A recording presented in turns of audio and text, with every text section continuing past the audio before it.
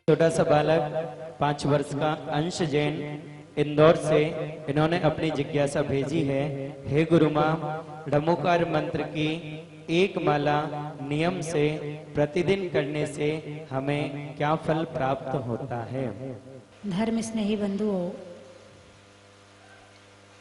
महामंत्र नमोकार 5 पद, 35 अक्षर, 58 मात्राएं, बड़ा सरल सा, बड़ा सहज सा महामंत्र। यदि कोई सामान्यतः इस मंत्र को देखे, पढ़े, तो वो ये कहेगा इसमें है क्या? इसे महामंत्र कहते क्यों हैं? इसमें है क्या? इसमें कुछ नजर तो आते ही नहीं है। बस नमो अरिहंताणम, अरिहंतों को नमस्कार हो। नमो सिद्धाणम, सिद्धों को नमस्कार हो। नमो आयरियाणम, आचार्यों को नमस्कार हो। नमो वज्जायाणम, उपाध्यायों को नमस्कार हो। नमो लोए सभ्यशाउणम, लोक में विराजमान सभी साधुओं को नमस्कार हो। इसमें नमस्कार ही तो है। ये महामंत्र कैसे बन गया? ना तो इसमें मन वांछा प्राप्त आए। तो महामंत्र नमोकार में ऐसा कुछ नजर नहीं आता है कि वो महामंत्र कहा जाए। क्यों? इसमें ना तो मनवांछा पूर्ण है, ना संकट हरण है, ना संकट मोचन है, ना पुत्र प्राप्ति है, ना धन प्राप्ति है, ना मकान प्राप्ति है, ना गाड़ी प्राप्ति है, ना एरोप्लेन प्राप्ति है। इसमें कुछ है ही नहीं है। बस नमो अरिहंताणम, नमो सिद्धाणम। इसमें और क्या है? नमस्कारी तो किया गया है, फिर इसे महामंत्र कैसे बना दिया? है या नहीं? पहले तो ये बताओ, आपकी श्रद्धा नमोकार महामंत्र को महामंत्र मानती है कि नहीं मानती है? एक बहन जी आई, बोले माता जी कोई अच्छा सा मंत्र दे दो, बहुत परेशानी चल रही है। तो मैंने उनसे कहा नमोकार मंत्र का जाप किया करो। बोले वो तो करते हैं। क्या बोले? वो तो करते हैं। इसका मतलब वो महामंत्र नहीं मानती हैं, इसीलिए दूसरा मंत्र लेने आई हैं जो बड़ा होता है। तो महामंत्र कैसे है? कैसे वजन आया मंत्र में? कैसे शक्ति आई मंत्र में कि ये महामंत्र बन गया? सबसे पहले इसमें अरिहंत भगवान है। अरि यानी शत्रु, हंत यानी हनन कर दिया।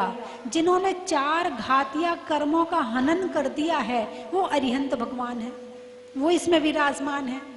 फिर दूसरे जिन्होंने 8 कर्मों का नाश कर दिया वो विराजमान है, वो सिद्ध भगवान है ना। फिर आचार्य परमेष्ठी जो इस मार्ग पर चल रहे हैं और सबको चला रहे हैं, वो आचार्य परमेष्ठी, वो भी शक्तिमान है। आप जाके महाराज जी से आशीर्वाद मांगते ना, महाराज जी आशीर्वाद दे दो हमारा काम बन जाए, मांगते कि नहीं मांगते? मांगते हो ना, है ना।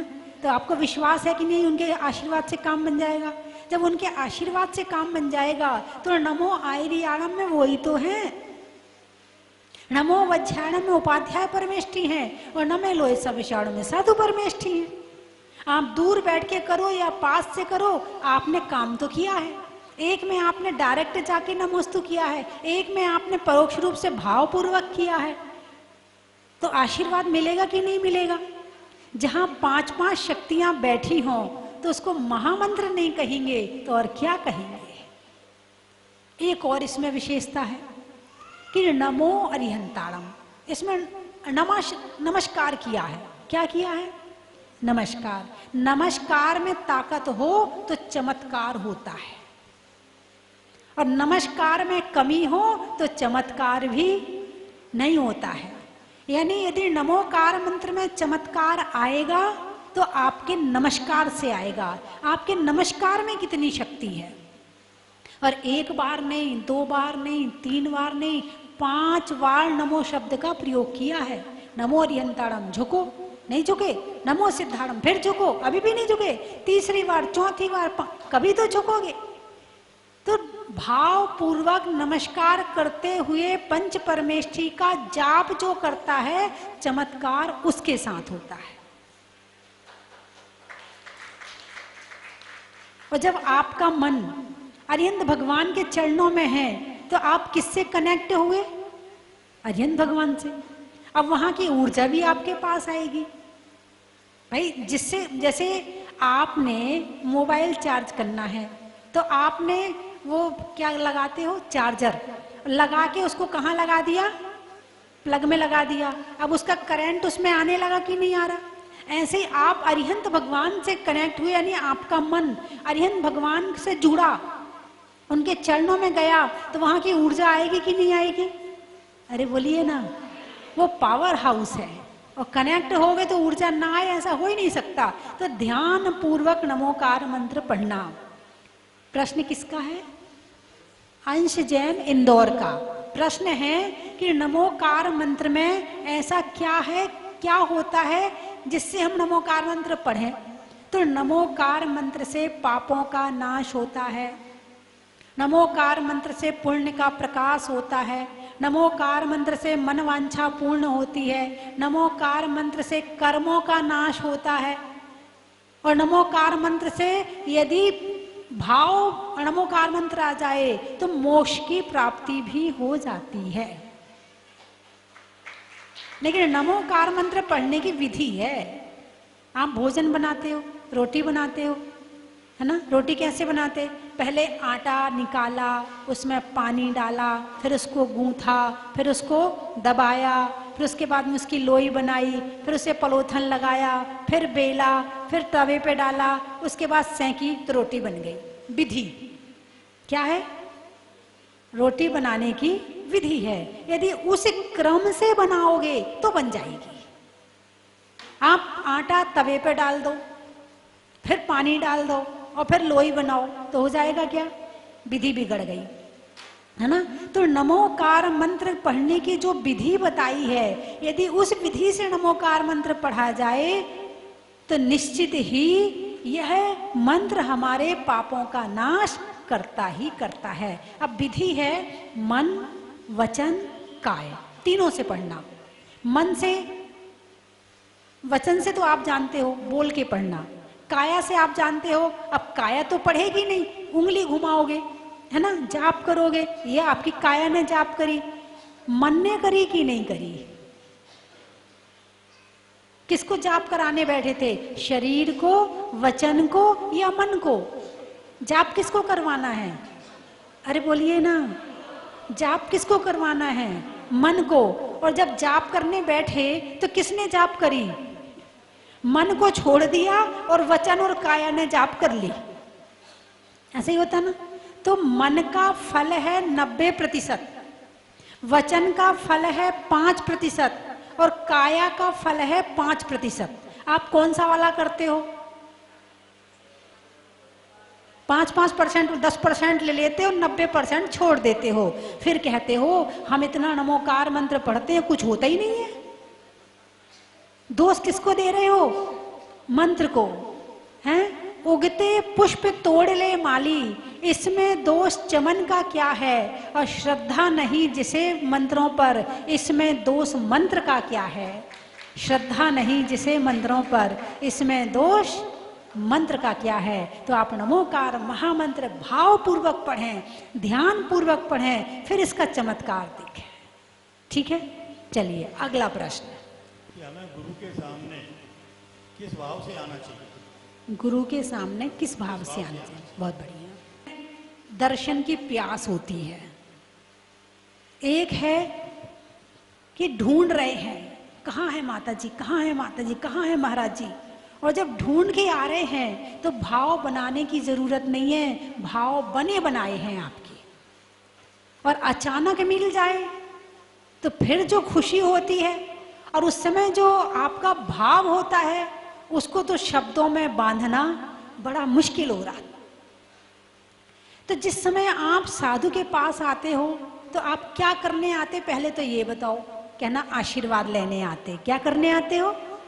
आशीर्वाद लेने आते। अब आशीर्वाद कौन सा लेने आते हो? एक बार मैं बड़ौत में थी, करीब 20-30 साल पहले की बात है, 25 साल पहले की बात है। तो मैं बड़ौत में बैठी थी, तो एक बच्चा आया, बोले माता जी आशीर्वाद दे दो। तो मैंने आशीर्वाद दे दिया। थोड़ी देर बाद फिर बोले माता जी आशीर्वाद दे दो, तो मैंने फिर दे दिया। अब बोले माता जी, थोड़ी देर बाद फिर बोले माता जी आशीर्वाद दे दो, तो मैंने कहा ये मांग क्या रहा है? बोले एक पेन दे दो। आप साधु के पास आशीर्वाद लेने आते हो तो क्या लेने आते हो? पेन लेने आते हो, डायरी लेने आते हो, या अपने बच्चे को पढ़ाई के लिए आशीर्वाद दिलवाने लाते हो, या उसे कुछ कहीं बाहर पढ़ने जा रहा है तो दिशा निर्देशन दिलवाने आते हो, या खुद के लिए क्या करने आते हो? तो उसके कई लक्ष्य होते हैं। एक तो खुद के लिए आना, साधु के लिए नहीं आए, किसके लिए आए हैं? खुद के लिए, कि मुझे कुछ चाहिए इसलिए आए हैं। एक आते बोले माता जी इनको ना शादी का आशीर्वाद दे दो। अब मैं सोचूं शादी तो मैंने नहीं करी और इन्हें आशीर्वाद दे दूं, कैसे दे दूं? हैं? लेकिन यदि आप साधु की भक्ति भी भावों से बिना प्रयोजन के करते हैं तो भी आपकी मनवांछा पूर्ण हो जाती है, क्योंकि मुख्य चीज है भाव। भगवान के प्रति, गुरु के प्रति, शास्त्र के प्रति जो आपका कनेक्शन जुड़ा होता है ना, ये कनेक्शन ही सारे काम कर देता है। गुरु को कुछ करने की जरूरत नहीं है, जहां आप याद करते हो ना वहीं से आपका काम हो जाता है। और जब सामने आते हो तो उस समय पर फिर जो आपके विचार, आपके भाव होते हैं ना, वही काम करते हैं। तो गुरु के सामने आओ तो उनके दर्शन के लिए तो ये विचार करो कि जैसे ये बने हैं ऐसा कभी वो समय भी आए कि ये भी मुझे अपने बाजू में बिठा ले। इतनी शक्ति तो है ना आपके पास कि आप बाजू में आके बैठ सके। नहीं बैठ रहे वो बात अलग है, लेकिन शक्ति तो है। तो भावना, ये भाव कि जैसा कार्य ये कर रहे हैं, जैसी तपस्या ये कर रहे हैं, जैसे भाव इनके हैं ऐसे भाव मेरे भी हो जाएं। इन भावों के साथ में साधु के चरणों में आना चाहिए। एक प्रश्न है कि घर में हमको मंदिर बनाना चाहिए या नहीं, और उसमें मूर्ति जो है रखनी चाहिए या नहीं? बहुत बढ़िया। घर बिना निमित्त के मन शुद्धि नहीं होती है। आप ऐसे जगह रह रहे हैं जहां पर मन की अशुद्धि के ज्यादा कारण हैं और मन की शुद्धि के कारण कम है। मन को ठीक करने के, भावों को शुद्ध करने के कारण कम है और मन को अशुद्ध करने के कारण ज्यादा है। यदि आप अपने घर में साधु की तस्वीर नहीं रखेंगे, यदि आप अपने घर में भगवान की तस्वीर नहीं रखेंगे, क्योंकि देखने के बाद भाव बनते हैं। क्या? देखने के बाद आप किसी हीरोइन का चित्र देखो, कुछ होता है कि नहीं होता? होता है। किसी हीरो का चित्र देखो, किसी क्रिकेटर का चित्र देखो, किसी नेता का चित्र देखो, मन में कुछ ना कुछ विचार शुरू हो जाते हैं। जब और चित्र देखने से आपके विचार शुरू हो जाते हैं तो भगवान के चित्र देखने से विचार क्यों नहीं शुरू होंगे? जब उनके चित्र देखकर भाव अशुद्ध हो सकते हैं तो भगवान और गुरुओं के चित्र देखकर भाव शुद्ध भी हो सकते हैं। चित्र चारित्र को बताते हैं। क्या? चित्र चारित्र को बताते हैं। आपके बाहर वाले घर में किसका फोटो लगा है, इससे ये बताया जा सकता है कि आपके विचार क्या है। यदि किसी नेता का फोटो लगा है तो पता चलेगा कि आप राजनीति में काम करते हैं। किसी हीरो हीरोइन का चित्र लगेगा तो पता चलेगा आपको खूबसूरती पसंद है, आप सुंदरता को प्रेम करते हैं, है ना। भगवान का चित्र लगा हुआ होगा तो पता चलेगा इस घर में धर्मात्मा रहते हैं, इस घर में भगवान को मानने वाले रहते हैं, इस घर में परमात्मा की पूजा होती है, इस घर में परमात्मा की उपासना होती है, ये घर पवित्र है। किसी नेता का चित्र देखकर कोई ये नहीं कहेगा कि आपका घर पवित्र है।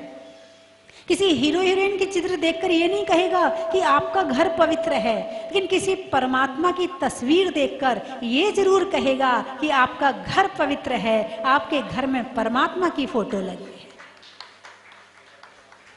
और मैं तो ये कहती हूँ, घर में 2 भोजनशाला होनी चाहिए। अब आप कहोगे माता जी आप हमारे घर का बंटवारा कर रही हो, हम पति पत्नी अकेले रहते हैं और आप 2 भोजनशाला करवाना चाहती हो। नहीं नहीं, मैं उस भोजनशाला की बात नहीं कर रही हूँ, उसकी भी कर रही हूँ।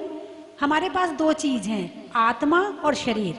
टोंक वाले, हमारे पास 2 चीजें हैं, आत्मा और शरीर। ठीक है, शरीर की भोजनशाला है कि नहीं घर में? अरे बोलिए ना, है। आत्मा की भोजनशाला है कि नहीं है? तो जो आप घर में जाप करने के लिए, ध्यान करने के लिए, हैं, मन को विशुद्धि बढ़ाने के लिए जो कमरा आप अलग से बनाते हैं वो तुम्हारी आत्मा की भोजनशाला है। और जो भोजनशाला शरीर वाली, उसको कहने की जरूरत नहीं है, वो तो नक्शे में, ड्राइंग में इंजीनियर अपने आप ही बना देता है। लेकिन यदि आपको अपने धर्म का कमरा, अपने ध्यान का कमरा, अपने स्वाध्याय का कमरा बनाना है तो उसके लिए इंजीनियर से कहना पड़ता है भाई एक कमरा पूजा का भी निकाल देना। कहना पड़ता नहीं कहना पड़ता? और भोजनशाला के लिए, तुम्हारी शरीर वाली भोजनशाला के लिए नहीं कहना पड़ता। इसका मतलब आत्मा को लोग कम मानते हैं और शरीर को लोग ज्यादा मानते हैं। अब आत्मा का भोजन चलता रहेगा तो शरीर भी सही रहेगा, और आत्मा को भोजन नहीं दोगे तो टेंशन की बीमारी, डिप्रेशन की बीमारी, अभिमान की बीमारी, क्रोध की बीमारी, ये बीमारियां आपको सतानी शुरू हो जाएंगी। जिसके घर में आत्मा की भोजनशाला नहीं होती है उनके घर में कलेश बहुत रहता है, उनके घर में लड़ाई झगड़े बहुत रहते हैं, क्योंकि वो जानते नहीं है कि इसकी दवाई कैसे करें, आत्मा को भोजन कैसे दें, आत्मा को पुष्ट कैसे करें, आत्मा का इलाज कैसे करें। ये तुम्हारा एक कमरा घर में होना चाहिए। 2 कमरे हो गए, एक और कमरा होना चाहिए जिसे आजकल लोग नहीं बना रहे हैं। एक होना चाहिए, आपके साधु आए तो उनको आहार दे सकें, ऐसा कमरा एक घर में होना चाहिए जहां सूरज की रोशनी आती हो, जहां पर बैठकर साधु आहार करें।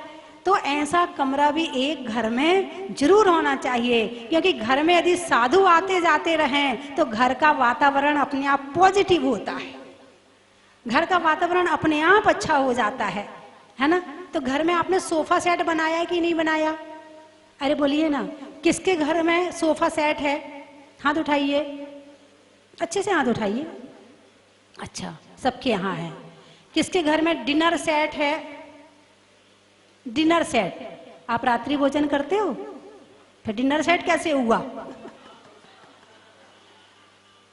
फिर तो ब्यालू हुई, भोजन हुआ फिर तो, है ना। हाँ, तो और आपके घर में सारे सेट होंगे, है ना। पता नहीं कितने तरह के सेट होते हैं, आप ही देख लो। माइंड सेट है कि नहीं है घर में? सोफा सेट, मुझे सेट के नाम ही याद नहीं आ रहे, कितने तरह के सेट होते हैं। बैंगल सेट, साड़ी सेट, है ज्वेलरी सेट, है ना। जितने तरह के सेट होते हैं आप गिन लो, है ना। सारे सेट हैं घर में, लेकिन एक चीज अपसेट है, वो है माइंड। इसको सेट करने के लिए घर में एक स्वाध्याय का कमरा, ध्यान का कमरा, जाप का कमरा जरूर होना चाहिए, सबके घर में होना चाहिए। और जिसके घर में ये कमरा होता है उसका माइंड सेट होता है, और जिसका माइंड सेट होता उनके यहाँ लड़ाई झगड़े भी कम होते हैं। ठीक है, तो उत्तर समझ में आ गया कि घर में भले आप उसे पूजा, आरती, सम्मान, और ये जो शब्द है ना सब पर्यायवाची हैं। जाप, माला, पूजा का मतलब होता है आराधना करना, उपासना करना। अब चाहे आप जाप के माध्यम से कर रहे हैं, चाहे आप पूजा के माध्यम से कर रहे हैं, चाहे आप आरती के माध्यम, हमने एक शब्द फिक्स कर दिया है, लेकिन अर्थ सबका एक ही होता है। एक घड़ी में 3 सुइयां होती हैं, कितनी? 3। तीनों का काम क्या है? समय बताना। तीनों का काम क्या है? समय बताना। 3 व्यक्ति धन कमाते हैं, एक की फैक्ट्री है, एक की दुकान है और एक जॉब करता है। तीनों का उद्देश्य धन कमाना, तीनों का उद्देश्य धन कमाना। 3 व्यक्ति बीमार हैं, एक आयुर्वेद से इलाज करवा रहा है, एक एलोपैथी से इलाज करवा रहा है और एक फिजियोथेरेपी से फिर इलाज करवा रहा है। तीनों का उद्देश्य स्वस्थ होना, तीनों का उद्देश्य स्वस्थ होना। एक व्यक्ति माला फेर रहा है, एक व्यक्ति पूजा कर रहा है, एक व्यक्ति ध्यान कर रहा है, एक व्यक्ति सेवा कर रहा है। सबका उद्देश्य मन की शुद्धि करना, सबका उद्देश्य मन की शुद्धि करना। तो घर में एक कमरा आहार का और एक कमरा पूजा का, ध्यान का जरूर होना चाहिए। ठीक है, अगला प्रश्न। चाहे उसका आज जन्मदिन है, जैसे ही उसे ये पता लगा कि मेरा जन्मदिन है, उसने कहा पापा मैं होटल में नहीं मनाऊंगा, मेरा जन्मदिन तो मेरी अम्मा का ही है, पेंसिल वाली माता जी से मनवाना। आपका नाम पेंसिल वाली माता जी है जी। अच्छा, आप आज आपने उसकी तरफ से ही विधान है जी। अच्छा, तो मुझे इसमें क्या उत्तर देना है? प्रश्न तो हुआ नहीं। कैसे रहेगी आपके प्रति? अच्छा, उस बच्चे के भाव पूछना, बहुत बढ़िया। लोग होते हैं वैसे ही बच्चे में संस्कार आते हैं, और बच्चों में संस्कार डालने के लिए घर का वातावरण वैसा करना चाहिए। अब एक 5 साल का बच्चा कह रहा है कि मुझे सोनागिर में विधान करवाना है जन्मदिन पर, मुझे होटल में नहीं जाना है। एक 5 वर्ष का बच्चा कह रहा है, तो ये क्या है? वो नहीं जानता कि क्या है, लेकिन ये संस्कार हैं कि घर में दादी, पापा, मम्मी दिन भर माता जी की चर्चा करते हैं, भक्ति की चर्चा करते हैं, मंदिर की चर्चा करते हैं, सोनागिर की चर्चा करते हैं, तो उसके दिमाग में वो ही सब जा रहा है, और जो उसके अंदर जा रहा है वो हमेशा के लिए सेव हो जाएगा। आपने मार्क किया होगा कि बचपन की बातें तो आपको बहुत याद हैं, लेकिन अभी 2 महीने पहले की बातें पूछोगे तो आपको याद नहीं है। यानी बचपन में जो हमारी कोरी स्लेट है, जो लिख दिया जाता है, वो सारी जिंदगी याद रहता है। तो बचपन में बच्चों को संस्कार ऐसे ही दें जैसे कि रानी जी ने दिए हैं, ये दादी हैं उनकी, और अच्छे संस्कार दिए हैं, ताकि वो बच्चा भी ये कह रहा है कि मुझे अपने जन्मदिन में विधान करवाना है, मुझे होटल में नहीं जाना है। जो दिन भर की दिनचर्या होती है उसमें कहीं धार्मिक क्रियाओं का समावेश नहीं होता, और हम देखते भी हैं कि परिवार जो हमारा रहता है उसमें हम सब चीज़ों के प्रति चिंतित रहते हैं, लेकिन धार्मिक क्रियाओं के प्रति कतई चिंतित नहीं रहते। दूसरा, इसी के साथ मेरा एक और कहना है कि जब कभी कोई हमारी व्यस्तता बनती है तो जीवन में हम धार्मिक क्रियाओं का अक्षय करते हैं और बाकी सब चालू रखते हैं। तो ऐसा क्यों होता है? बहुत बढ़िया। कितनों को धर्मात्मा बनाया पता नहीं, सुख ने कितनों को धर्मात्मा बनाया पता नहीं, पर दुख ने बहुतों को धर्मात्मा बना दिया, पर दुख ने बहुतों को धर्मात्मा बना दिया। यानी जब तक आदमी के पास सुख रहता है, ठीक ठाक चलती है, गाड़ी चल रही है, आराम से खा रहे पी रहे रह रहे, ज़्यादा शरीर में वेदना नहीं है, ज़्यादा परिवार में कोई, और जब कोई घटना घटती है तो वीर रस का कवि भी करुण रस का कवि बन जाता है। और मैंने देखे हैं, ऐसे कवि देखे हैं कि जो वीर रस के थे और बाद में करुण रस के बन गए। ये बिल्कुल सही बात कह रहे हैं कि हम दिन में सारे काम कर लेते हैं मगर धर्म ही छूट जाता है। हम धर्म को कैसे यूज करते हैं? दुख दूर करने के लिए। कैसे यूज करते हैं? जब दुख आता तो दूर करने के लिए धर्म कर लिया। माता जी कितने उपवास करना है कि हमारा ये वाला काम हो जाएगा? माता जी कितने दिन पूजा करना है कि हमारा ये वाला काम हो जाएगा? माता जी कौन सा विधान कर लें कि हमारी ये वाली विपत्ति दूर कर जाएंगे? धर्म को दवाई की तरह लेते हैं, जबकि धर्म दवाई नहीं है, धर्म तो हमारा भोजन है।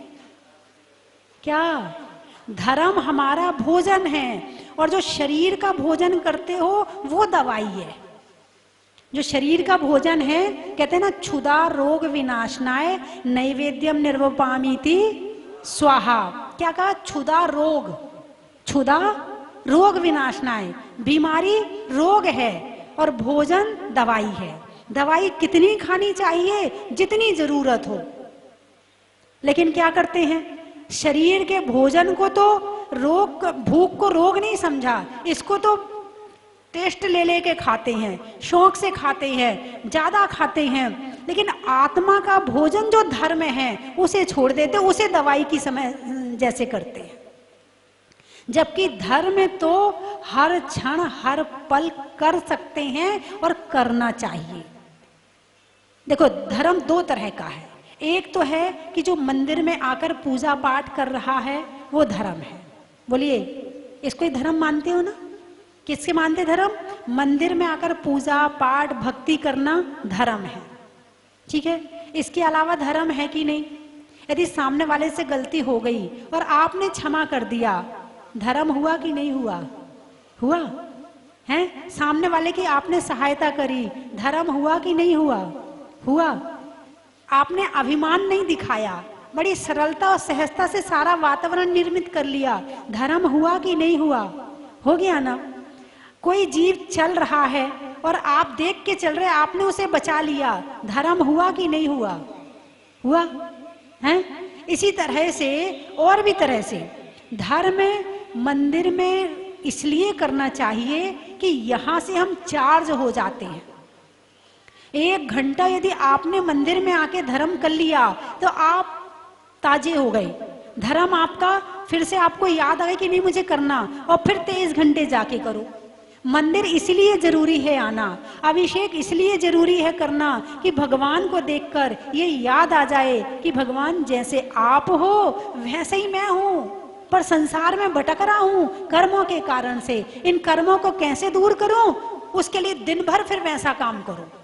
इसीलिए मंदिर में अभिषेक पूजा जरूरी है, स्वाध्याय जरूरी है, और फिर 23 घंटे करते करते फिर वापस आ जाओ। क्योंकि रात को जब सोते हैं ना तो बहुत सारी हमारी जो मेमोरी होती है वो डिलीट हो जाती है, उसे हम भूल जाते हैं। अब कल आपने क्या किया था, कुछ 1-2 बातें याद होंगी, और फिर ज्यादा गहराई में जाओगे तो याद आएगी, नहीं तो याद आने वाली नहीं है। तो मंदिर तो वो है कि सुबह भी आओ शाम भी आओ, और धर्म को याद कर लो कि अब वापस घर में जाके हमें धर्म करना है।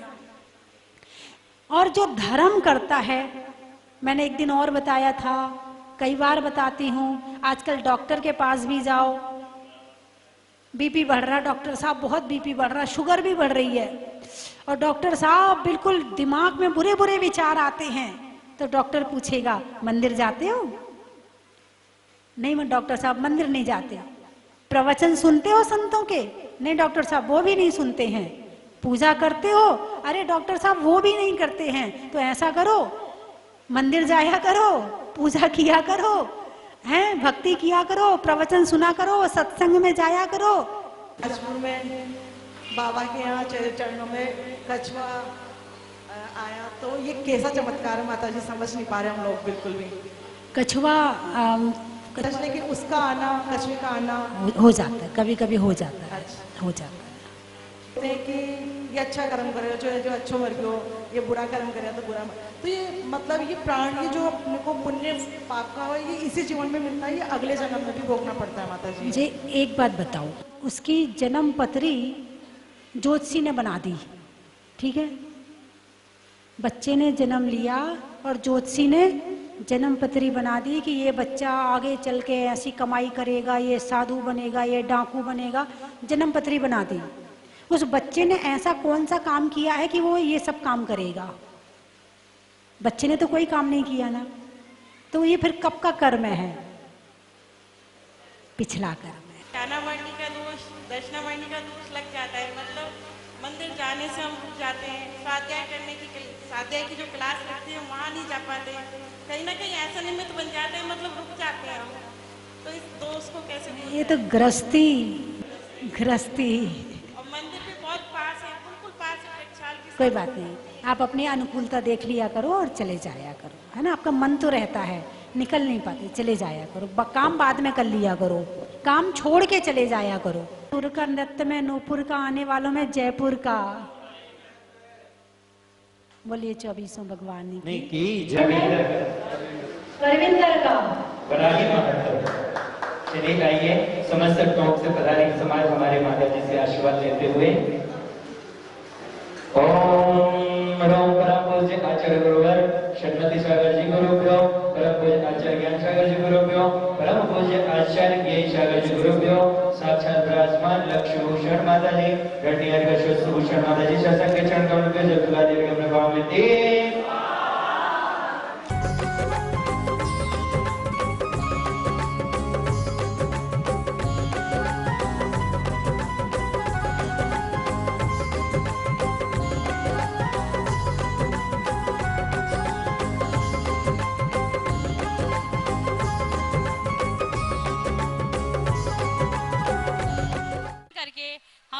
सौभाग्य मिला हमको सबको। और यहाँ की प्रतिमा इतनी सुंदर, इतनी विशाल, इतनी अच्छी, मतलब मन को इतनी भाई है, इतना अच्छा लगा है कि मन ही खुश हो गया। खुशी से फूले नहीं मारा पूरा परिवार और सब बहुत खुश हुए। गार्डन से पूरे एक बस लेकर यहाँ पर पधारे हैं। आज मेरा परिवार परम पूज्य 1008 श्री मुनि श्रीवतनाथ भगवान का की शांति धारा करके धन्य हो गया। आज इस तीर्थ क्षेत्र पर आकर हमें बहुत अच्छा लगा।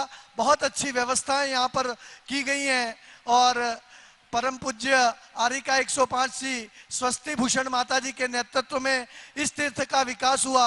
परम पूज्य आरिका 105 श्री अरहंतमती माता जी यहाँ पर चातुर्मास के लिए विराजमान है। उनके श्री चरणों में बारंबार वंदामी वंदामी। मुनि परिवार माता जी के साथ रहे, काफी अच्छी अच्छी यादें जुड़ी हुई हैं उनके साथ और वो सब अविस्मरणीय रहेंगी। यहाँ जहाजपुर जैसे अतिशय क्षेत्र में आकर हम सभी बहुत आनंदित हो रहे हैं। हमें ऐसा एहसास हो रहा है जैसे हमारा यहाँ परिवार जुड़ा हुआ है।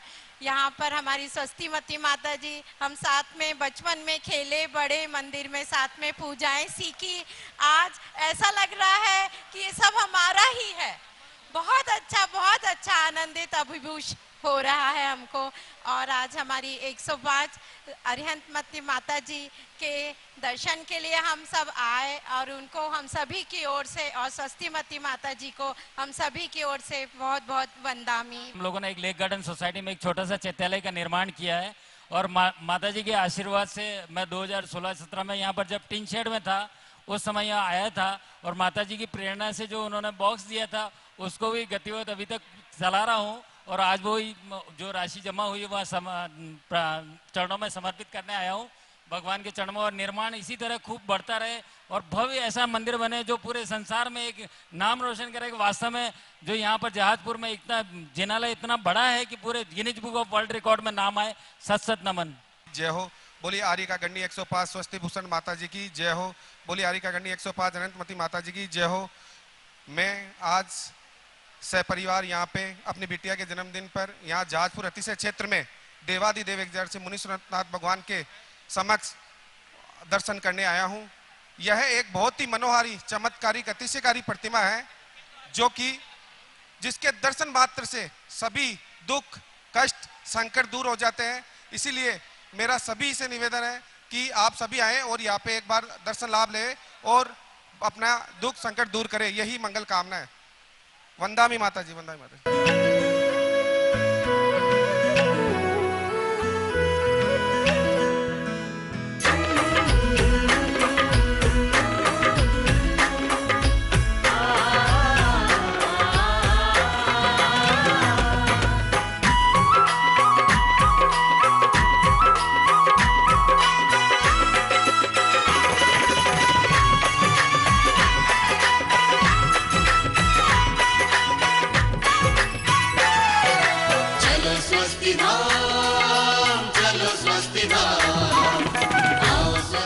जय जिनेन्द्र बंधुओं, एक महा सौभाग्य, परम सौभाग्य आपको बुला रहा है। चैतन्य चमत्कारी भूगर्भ से प्रकटित अतिशयकारी 1008 श्री मुनि श्रीवतनाथ भगवान के पावन चरणों में भक्ति करने का सुनहरा मौका हम सबको मिला है। आने वाली 30 जुलाई से 31 अगस्त 2023 तक 40 दिन महाअनुष्ठान अतिशय मुनि श्रीवतनाथ भगवान के पावन चरणों में होने जा रहा है। आप भी यहां आकर के अपनी ओर से, अपनों की ओर से एक दिन का 40 कर सकते हैं या करवा सकते हैं।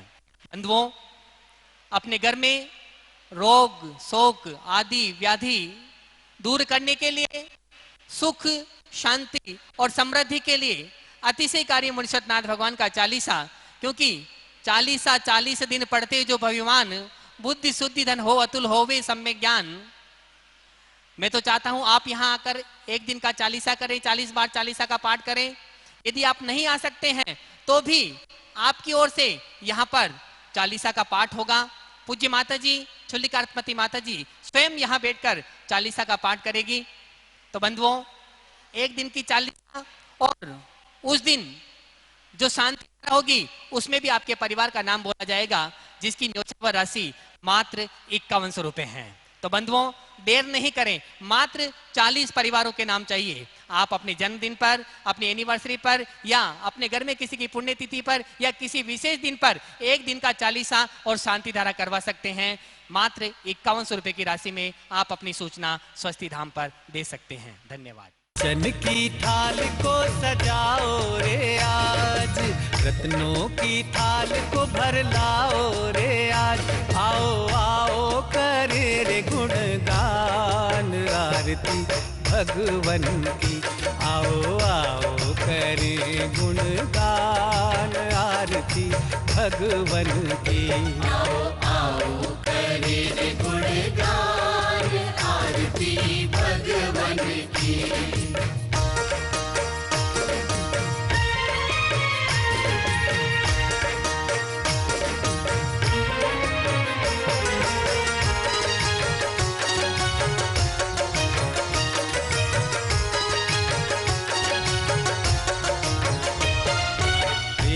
सुमित्र के राज दुलारे, माँ पद्मा जी के नैनों के तार। हर वर्ष की तरह इस वर्ष भी परम विदुषी लेखिका गणिनी आर्यिका 105 श्री स्वस्ति भूषण माता जी की प्रेरणा से सिद्ध क्षेत्र सोनागिरी जी में भगवान श्री चंद्रप्रभ जी की छाया में पर्युषण महापर्व पर संस्कार साधना शिविर लगाया जाएगा। आवास एवं भोजन की व्यवस्था निःशुल्क है। भाग लेने इच्छुक अपना नाम शीघ्र लिखवाएं। संपर्क सूत्र 9425109179, 9425120146, 9993363242। हिंदी 9425109179, 9425120146, 9993363242।